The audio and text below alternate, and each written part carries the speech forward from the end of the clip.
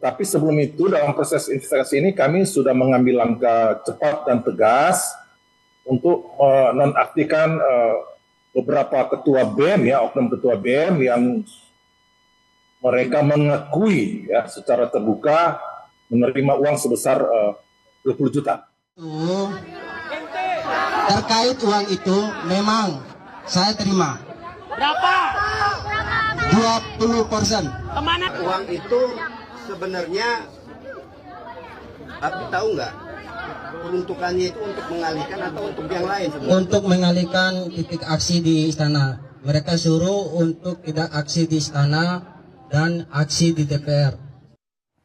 Rektorat Universitas Bung Karno Jakarta akan menindaklanjuti pengakuan Ketua BEM Fakultas Hukum UGM, maksud kami UBK, dan soal menerima uang saat aksi unjuk rasa. Dan bagaimana proses tersebut bakal dilakukan dan mengapa ada upaya untuk menyusupi gerakan mahasiswa, kita akan bahas bersama Wakil Rektor Universitas Bung Karno, Daniel Panda, dan Direktur Eksekutif Amnesty International Indonesia, Usman Hamid. Selamat malam, Bang Usman dan Pak Panda, Pak Daniel Panda. Ya, selamat malam. Ya, saya ke Pak Daniel dulu kalau begitu. Siapa saja sih Pak yang diperiksa untuk mengklarifikasi soal ini sejauh ini? Ya, pertama kami sudah memanggil kemarin sebenarnya sebelum pertanggungjawaban semalam ya. Jadi Ketua BEM Fakultas Hukum, Saudara Abdi itu saya sudah panggil langsung, kami sudah bicara berdua dan dia sangat terbuka untuk itu. Setelah itu pagi ya, siangnya forumnya lebih meluas, ada pimpinan fakultas, Kaprodi dan beberapa dekan ya, dan juga beberapa teman mahasiswa pengurus BEM fakultas yang lain. Oke. Dan dia sudah terbuka secara jujur, dia mengakui menerima uang ya 20 juta.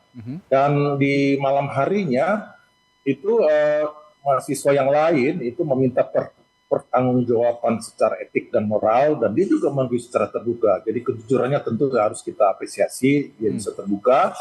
Dan kami sudah membentuk, UBK sudah membentuk tim investigasi, dan tentu akan ada sanksi yang akan dijatuhkan, tentu melihat dengan derajat kesalahan dari setiap oknum mahasiswa ya.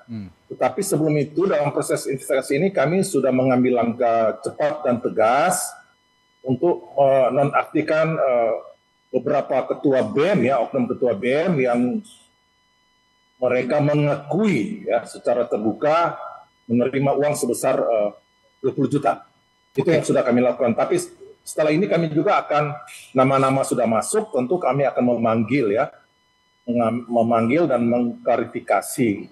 Ya, kami usahakan secepat mungkin sudah ada putusan ya, karena kami sudah ada selain tim di Bung Karno itu ada komisi etik ya. Komisi etik itu bertugas kalau ada dosen, karyawan atau mahasiswa yang melakukan kesalahan disiplin yang melanggar peraturan kampus, tentu akan ada putusan yang akan dijatuhkan. Itu dulu Mas yang bisa kami sampaikan. Oke. Nah, Pak Daniel begini, Ketua BEM ini kan mengaku, Ketua BEM FHUBK mengaku bahwa ia menerima uang sebesar 20 juta rupiah ini untuk memindahkan lokasi demo katanya dari Istana Negara ke gedung DPR. Nah, yang ingin saya tanyakan apakah betul pengakuan itu semuanya murni untuk memindahkan demo atau ada faktor lain atau ada unsur lain yang menyebabkan mereka menerima uang itu? Ya, jadi menurut pengakuan Saudara Abdi ya, jadi pada Senin dini hari ya dia menerima uang, tentu sudah terjadi percakapan sebelumnya ya. Jadi ada oknum senior ya, senior dari UBK ya, tentu kan senior itu kan ada di mana-mana lah. Ya, tentu dia memanggil yang bersangkutan, menyatakan ini ada uang ya, ada uang untuk, intinya sebenarnya begini, uang itu sebesar 20 juta itu diserahkan secara tunai, dan keinginan mereka yang oknum atau siapapun yang di belakang mereka yang menunggangi aksi mahasiswa ini, itu tujuannya adalah memindahkan aksi unjuk rasa di hari Senin tanggal 15 Juni itu tidak ke istana tetapi ke DPR. Oke. Ya. Jadi awalnya seperti itu, tetapi menurut pengakuan yang bersangkutan, dia menerima uang tetapi tidak menuruti keinginan yang pemberi uang ini. sehingga mereka tetap ke istana. Awalnya di Tugutani di blokade, diblokir, ada perlawanan ya sampai ada kerusuhan kecil di sana, tapi akhirnya bisa tembus dan ditawarkan. Jadi awalnya itu mereka spontan untuk unjuk rasa dan juga tidak ada, jadi murni lah mereka menyampaikan aspirasi itu.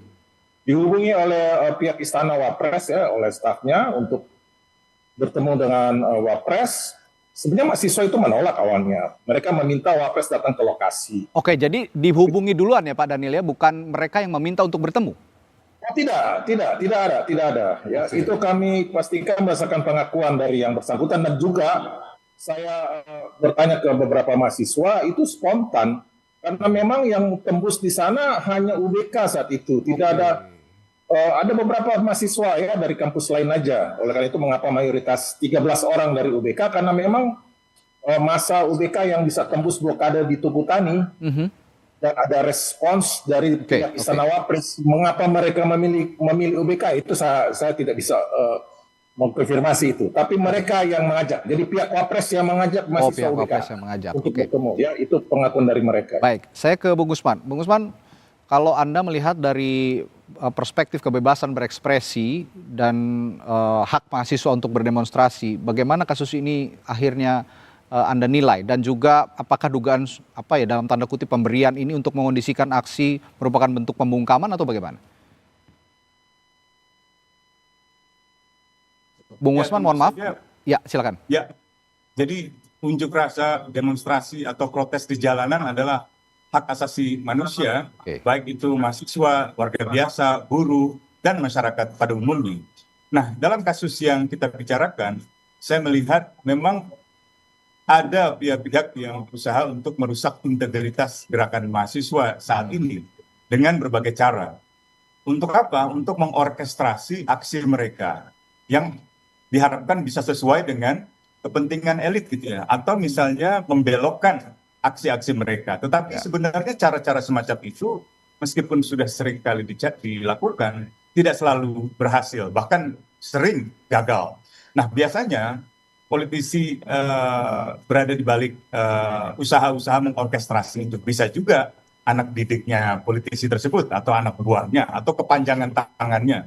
Biasanya lewat senior-senior aktivis, atau siapapun yang sekiranya mereka bisa kooptasi gitu. Bisa saja diberikan proyek, ya, dikasih uang dari mulai mungkin 2 juta, 5 juta, puluhan juta, ratusan juta, bahkan ada juga yang bisa sampai miliaran, tergantung dari senioritas, tergantung dari pengaruh. Tetapi usaha-usaha semacam itu seringkali gagal mencegah gerakan yang lebih besar.